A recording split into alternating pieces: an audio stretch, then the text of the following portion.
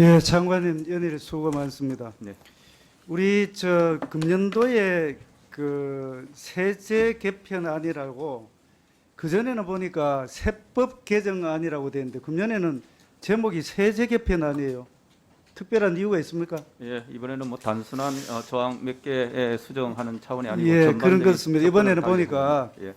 세율도 예를 들어서 종부세 또 법인세 세율 구간 소득세 구간 이렇게 해서 이제 완전한 전반적인 건 아니지만 세제를 드디어 다루는 것은 그래서 제목 자체가 22년도 세제 개편안이라고 되어 있습니다.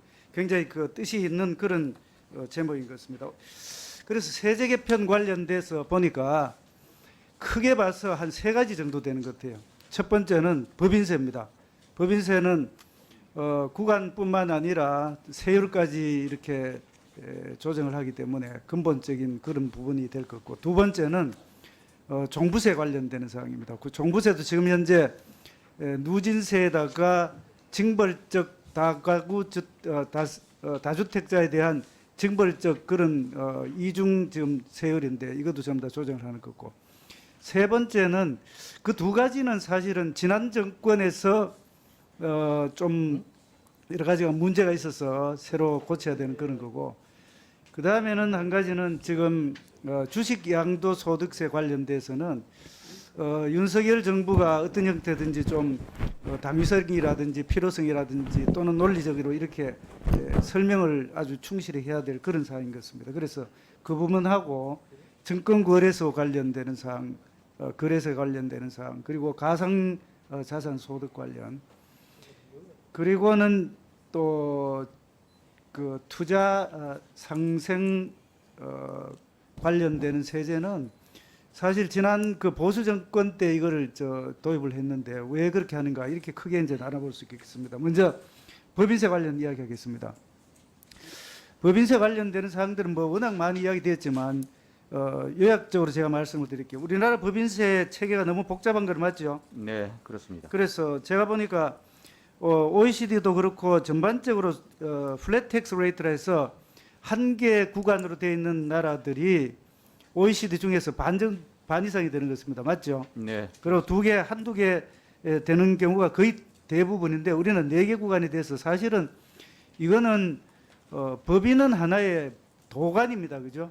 네. 최종적으로 조세를 부담하는 것은 자연인입니다. 그래서 법인의 경우에는 태생적으로 이중과세의 논란을 피할 수가 없는 그런 상황입니다. 그렇기 때문에 법인을 가지고 부자다 또는 법인에게 많이 세금을 부과한다 해서 법인이 부담하는 게 아니고 최종적으로는 자연인이 부담이 되기 때문에 논리적으로는 부자 감세라는 논리가 맞지 않는다는 거고, 그런데 과연 법인세를 세율을 낮췄을 때에 투자의 공급 측면과 투자의 수요 측면에서 봤을 때, 공급 측면에 봤을 때는 우리가 이론적으로 봤을 때에 신고정파 학파에서 자본의 사용자 비용을 낮추면은 투자가 늘어날 거다라는 게 공급 측면이고요. 수요 측면에 있어서는 미래의 기대 소득, 기대 수익률이 높아지면은 투자가 갈 거다. 그런데 이게 두 개가 이제 섞여 있단 말이죠. 그래서 사실은 여러 가지 요인 중에서 단순히 법인세를 낮춘다고만 해서 투자가 늘어나는 건 아니다라는 게 실증 분석에서도 계속 나오고 있습니다. 어떤 경우는 감소하고 어떤 경우는 증대하고 어떤 경우는 또 아주 애매한 그런 경우가 있는데, 이거는 왜냐하면 조금 전에 제가 말씀드렸듯이 투자의 공급 측면과 투자의 수요 측면이 섞여 있기 때문에 그렇게 될 수밖에 없는 겁니다. 그런데 한 가지 분명한 것은 모든 것이 다 똑같을 때에 법인세율을 낮춰주면 투자는 반드시 증가합니다. 그리고 또 한 가지는 국제적으로 우리나라의 법인세율이 높은 거죠. 25% 최고 세율이 21.2%가 평균이지 않습니까? 그죠? 예. 그렇게 따져보면은 다른 나라들이 법인세율을 최고 세율을 낮췄을 때에 우리나라가 법인세율 최고 세율을 높이면은 투자는 줄어든다. 이것도 진실입니다. 그럼 결국 아까 여러 그 의원님들 표를 나타냈지만 우리나라에 들어오는 외국인들의 해외 투자보다는 우리가 밖으로 나가는 아웃바운드의 투자가 훨씬 더 많다는 것은 어떤 형태든지 비용 측면에서의 이야기든지 아니면 미래 그 기대 수익률이 떨어지든지 두 가지 중에 한 개 어떤 형태든 그렇게 된다 이거죠. 자, 그렇다면은 이 글로벌 스탠다드에 맞도록 법인세율을 낮춰야 된다, 조정해야 된다, 맞는 거죠. 네. 그런데 지금 거기에 대한 이야기들이 너무 많기 때문에 사실은 이게 맞는지 틀린지에 대한 거를 정부 차원에서 아주 일목요연하게 정리를 좀 할 필요가 있겠다. 왜? 논란은 굉장히 많다 이거죠. 그렇게 정리를 좀 해 주실 수 있겠습니까? 예, 그렇게 하겠습니다. 그렇게 좀 해 주시고요. 아주 일목요연하게 해 주시면 좋겠습니다.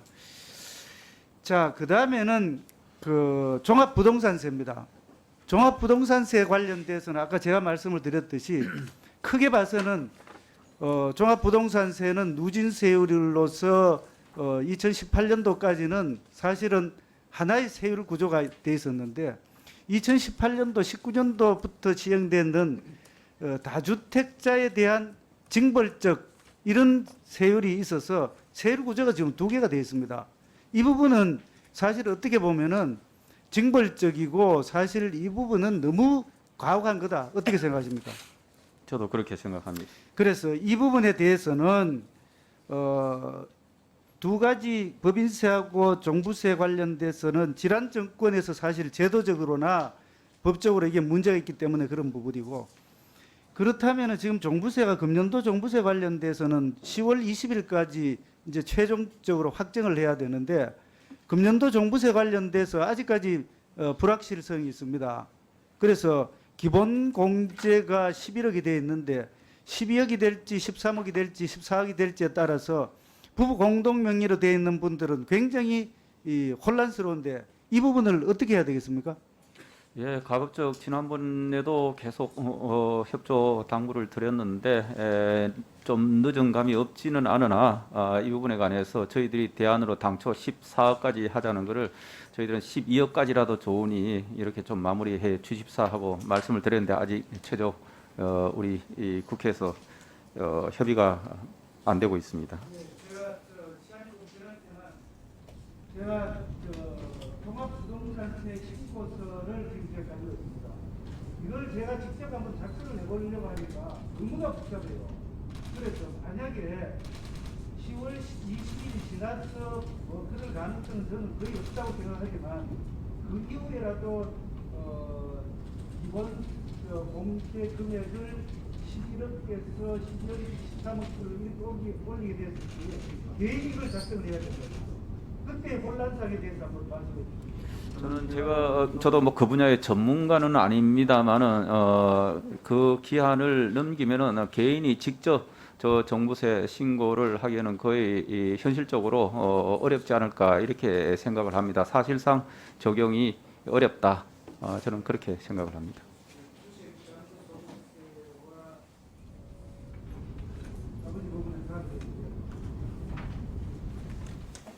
네, 수고하셨습니다. 다음 장면은 신동근 간사님 질의해 주십시오.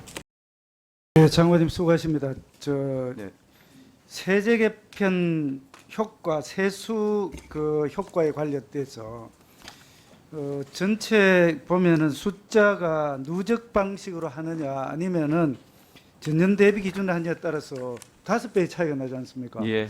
이게 보니까 숫자가 너무 차이가 많이 나니까 지금 외부에서 일반 국민들이 뭐가 이렇게 차이가 나느냐. 사실 이게 처음에 한 10년 전쯤만 하더라도 이 가지고 굉장히 논란이 많았어요. 그래서 이 부분은 전년 대비 기준이라는 걸 명확하게 이야기를 해 주시면 좋겠습니다. 예. 그리고 그 전년 대비 기준으로 해서 전체가 13조 5년간 13조 천억인데 그 중에서 내년도 세수 효과가 마이너스 6.4조예요. 예. 근데 아까 우리 여러 의원님들 중에서 이렇게 6.4조를 감세할 게 아니라 이것을 더 거다들여서 취약계층이나 또는 그 민생 관련된 예산에 직접 지출을 하는 게 어떻겠나 이런 취지의 말씀을 하셨어요. 근데 제가 이 자료를 쭉 보니까 이 6.4조 중에서 민생 관련 그 부분이 많이 들어가 있단 말이죠. 네. 어떤 게 민생 관련된 사항입니까?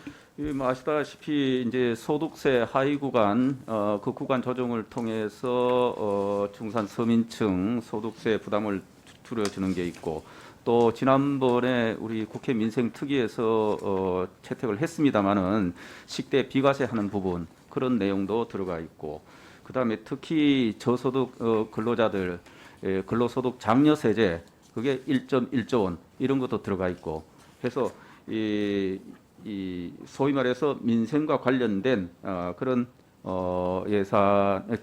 세수감이 굉장히 많다. 기본적으로 그것만 해도 3.5조 원의 세수감이 들어가 예, 있는 알겠습니다. 겁니다. 그래서 제가 보니까 물론 이 중에서 법인세 감이 내년에 한 6천억 정도 돼요. 예, 0.6조 중에 예, 그중에 한 대기업이 한 0.6조인데 0.2조. 그 중에서 대기업의 경우에는 한 3천억 정도 되죠. 예, 그죠? 0.2, 0.3조. 그래서 예, 될 겁니다. 어떻게 보면은 그 중에 전체 중에 상당 부분이 이 중산 서민층과 저소득층 지원을 위한 그런 그 세수감이다 이렇게 보면 되겠네요. 예, 저희들은 알겠습니다. 그렇게 생각합니다. 자, 그리고 지금 이제 국회 그 민생특위에서 지금 논의되고 있는 것 중에 대중교통 환급하고 또 대중교통 사용분에 대한 신용카드 소득 공제하고 이게 지금 논의가 되고 있습니다. 장관님께서는 어떤 그 방식이 더 좋다고 생각하세요? 예, 저희들은 유가 급등 해설 시점에 우리 국민들께서 차량을 직접 운전하는데 기름 유류비가 많이 들 수 있기 때문에 그 부분에 대한 유류세 인하 조치와 함께 대중교통 이용하는데 거기에 신용카드를 쓰고 하면은 신용카드 소득 공제 부분을 40% 확대해주는 그런 안을 제시를 해서 그 부분에 관한 부담도 드림으로써 대중교통을 좀 그나마 부담 좀 적게 이용하시라 그런 차원에서 드린 거고 아까 앞에 말씀하신 것은 지금 대중교통 환급. 예, 대중교통 그 환급 관련해서는 지금 이제 유가도 꽤 좀 떨어져 있는 상태고 현재 유류세 인하 부분이 있기 때문에 그걸로 인해서 사실은 개별로 인한 예. 세수감 효과는 작은데 실제로 총 세수 감의 효과는 3 내지 4조가 되기 때문에 예. 그거는 세수 감은 큰데 실제 실효성은 알겠습니다. 별로 없다 이런 차원에서 예, 우리 저희들은 정부의 또 기재부의 또 장관님의 의견을 충분히 잘 알겠습니다. 그래서 아까 제가 주질의를 할 때에 법인세와 종부세 관련된 사항은 사실 지난 정권 5년 사이에 일어났던 것을 정상화한다는 그런 차원의 이야기고 두 번째 말씀드렸던 상장 주식 그 양도소득세 하고 또 금융투자소득세 관련되는 부분은 새로운 정부가 들어서면서 사실 좀 바뀌어지는 그런 부분입니다. 네. 그래서 이 부분에 대해서 아까 우리 여러 의원님들이 말씀을 하셨는데 대주주 그 양도소득세 지금 현재 1% 유가증권 시장에 1% 또는 10억 이렇게 되는데 100억을 올린단 말이죠. 예. 그렇게 됐을 때 실제로 어떤 효과가 나타날까요? 저희들은 아까 우리 의원들 일부 말씀하셨지만은 일단은 우리 주식 시장에 그분들이 일단은 투자 자금이 더 들어와서 주식의 변동성을 조금 줄일 수 있을 거다 자, 하는 알겠습니다. 생각이 그래서 있고 그러면은 예. 그런 부분하고 이거는 결국 이제 주식 시장 내 대내 여건하고 투자자 보증 제도를 좀 예.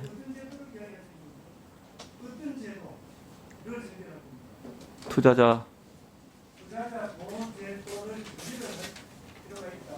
다만 어떤 제도입니다. 이게 지금 내년 1월 1일부터 시행하도록 되어 있기 때문에 그런 정도면은 제도 준비가 어느 정도 마무리가 됐을 텐데 예. 아직까지 준비를 하고 있습니다. 예, 저 물적 분할 관련 뭐 주주 보호 제도, 상장 폐지 요건 정비, 내부자 거래 규제 강화, 투명성 공정성 개선을 위한 회계 투명성 제고 뭐 등등 이런 장치들입니다. 왜 제가 이런 이야기 드리냐면 이미 법은 개정이 돼 있고 새로이 법을 개정을 하지 않으면은 내년 1월 1일부터 시행입니다. 그리고 가상자산 소득도 마찬가지고 가상자산 소득도 보면은 똑같은 취지로 제도 정비를 해야 되겠다. 이렇게 해놨는데 그런 제도 정비에 관련된 왜냐하면 그게 개정이 안 되면 내년 1월 1일부터 바로 시행이기 때문에 실무적으로라든지 또는 현실적으로 준비를 다 해놔놓고 앞에 부분에 주식시장 관련 대내외 여건 변동이 있어서 좀 1년이나 2년, 지금 현재 안으로는 2년인데 2년 이렇게 이해할 필요가 있겠다.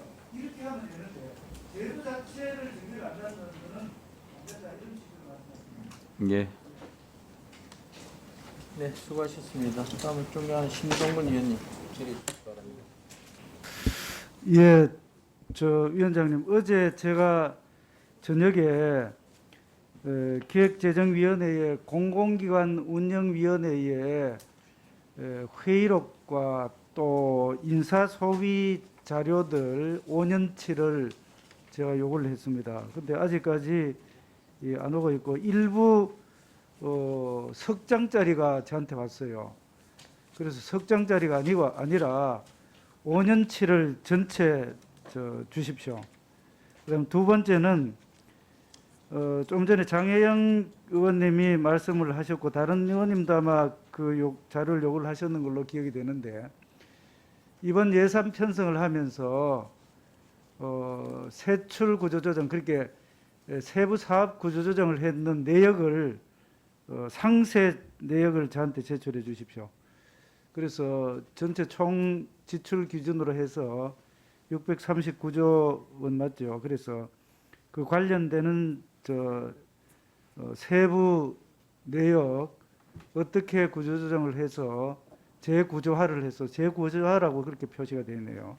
재구조화를 해서 24조 원을 만들었고 그 만들어는 재원을 어디에 활용했는지까지 자료를 제출해 주십시오. 이상입니다. 네, 관련 자료 제출해 주시기 바랍니다. 네, 다음은 존경하는 홍성국 위원님 질의해 주십시오. 예, 장관님 오늘 또 수고가 많으십니다. 저는 아까 제가 주 질의할 때 이런 표현을 썼습니다. 금년도에 그 세제실에서 열심히 준비를 해서 2022년 세제 개편안이라고 이렇게 해주는 것에 대해서 의미를 제가 부여를 했습니다. 이건 무슨 말이냐면은 사실 이제까지는 세법 개정안 또는 과거의 세제 개편안이라고 하면서 실상은 세법 개정안에 불과했음에도 불구하고 그렇게 됐는데 원래는 세제에 관련된 사항들이 많이 들어있어서 그렇다는 말씀을 드립니다. 근데 이제 한 가지 이번 그 세제 개편안에 우리가 평소에 들었던 아니면은 예년에 들었던 단어가 한 개 빠졌어요. 뭐냐면은 세수 중립적 세제 개편, 세수 중립적이라는 표현이 빠졌는데 왜 그렇죠? 이번에는 이 세수 감도 있는 민생과 경기 기업 활력을 보담는 그런 데 중점을 두고 했기 때문에 세수 감이 좀 있어서 세수 중립이 예, 되지가 그래서 않았습니다. 이 부분은 앞으로 물론 뭐 전체적으로 우리 세제 개편을 해야 될 때에 어떻게 할 거냐는 것을 좀 생각을 해야 되는데 그 전에 제가 본 의원은 우리나라의 세법 전체를 보면은 하도 많이 고치고 뜯어붙이고 해서 모자이크형이다 이렇게 뭐 또 조금 더 시니컬하게 이야기하면은 좀 비판적으로 이야기하면 누더기처럼 되었다 이렇게 제가 표현한 적이 있습니다. 어쨌든 그런 평가를 외부에서도 받고 있습니다. 그래서 앞으로 이번에 세제 개편을 시작했기 때문에 세제 전반에 대한 세제 개편이 될 필요가 있다 이렇게 생각을 합니다. 어떻게 생각하세요? 예, 일정 부분 공감합니다. 예, 그래서 앞으로는 세수 중립적 또는 더 나아가서 균형 재정적 세제 개편안을 마련할 필요가 있겠다 이렇게 생각을 합니다. 어떻게 생각하십니까? 예, 그런 부분에도 앞으로 유념토록 하겠습니다. 예, 그래서 이런 상황에서 세제실 또는 기재부 전체 차원에서 세제 개편 TF팀을 만들어서 세제 개편에 관련 중장기적인 그런 방안과 또 계획들을 수립하는 것을 제안합니다. 어떻게 생각하십니까? 염두에 두겠습니다. 우선 예. 금년에 이 세제 개편안 좀 잘 마무리하고 나야 조금 여력이 되지 않을까 싶습니다. 예, 이상입니다. 수고하셨습니다. 다음은 존경하는 신동근 간사님 질의해 주십시오.